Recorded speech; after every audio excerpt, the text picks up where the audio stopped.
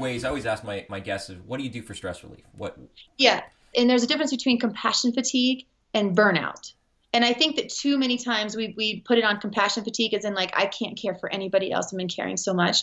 That versus like stressed, tired, overworked, underslept. I mean, that's completely different. And I know like anything you read about is always going to talk about, self-care, self-care, self-care.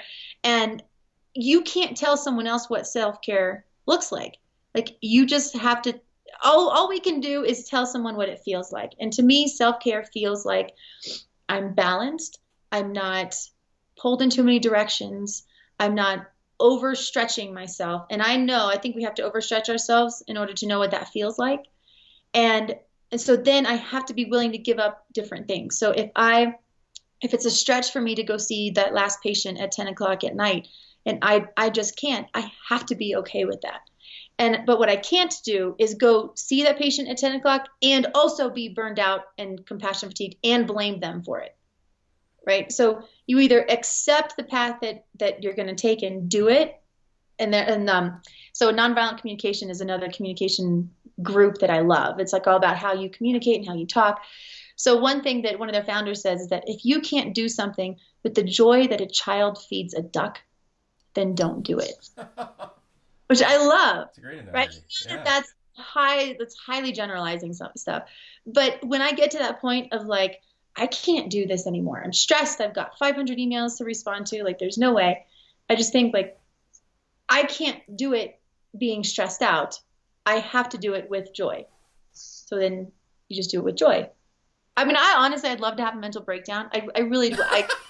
Fun to have a mental breakdown, but I don't have time to have a mental breakdown. I have no time to have a mental breakdown, but I'll schedule it sometime. Are you a workaholic? No, I mean, the number of hours that I work, someone might say that they would be a workaholic if they did that, but it's not work to me. Nothing that I do is work. I love it. Are there some things I'm like, oh, I got to meet that deadline. Oh my gosh. Okay. Just sit down and do it. But for goodness sakes, we all made it through vet school. Yeah. You can't. And this is again, what I say to veterinary students, like how you do one thing is how you do everything. That's a Buddhist saying. So if you are going to get into vet school, you cannot work your butt off in vet school and then expect to get out of vet school and not work your butt off. It has to become a way of life.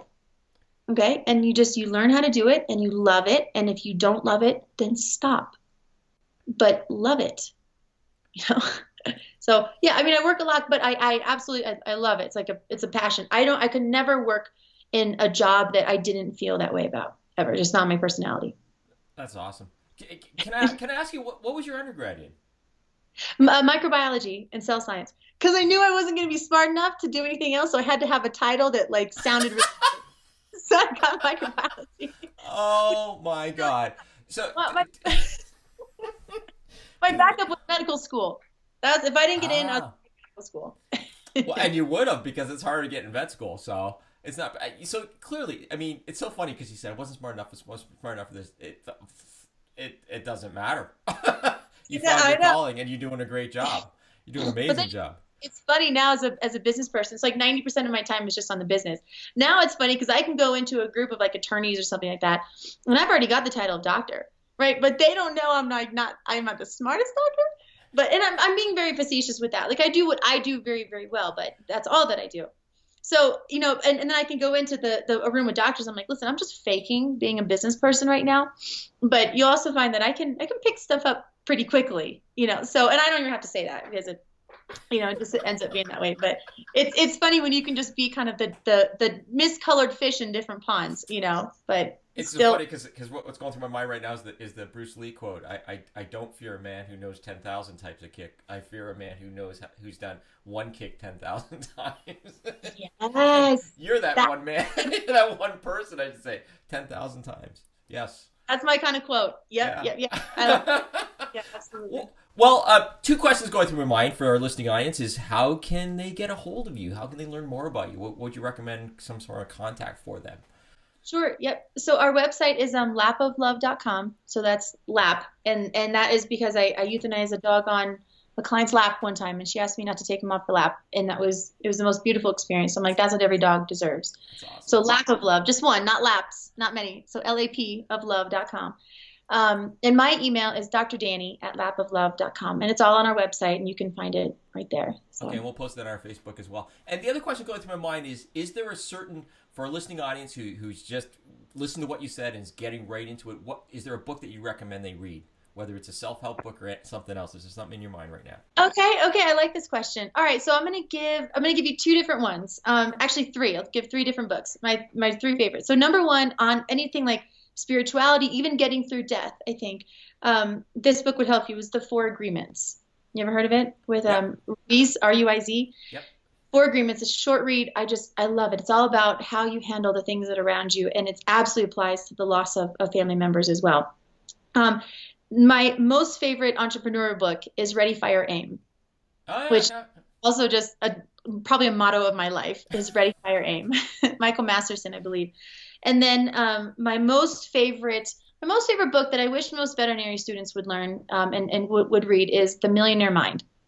And Thomas, I forget his last name, but it talks about how people of high net worth think. And it really has nothing to do with money. Veterinary medicine has nothing to do with money. But we have the most student debt of any profession, so it is an important topic.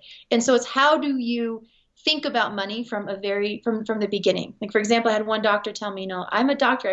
I deserve to have, a Starbucks a day.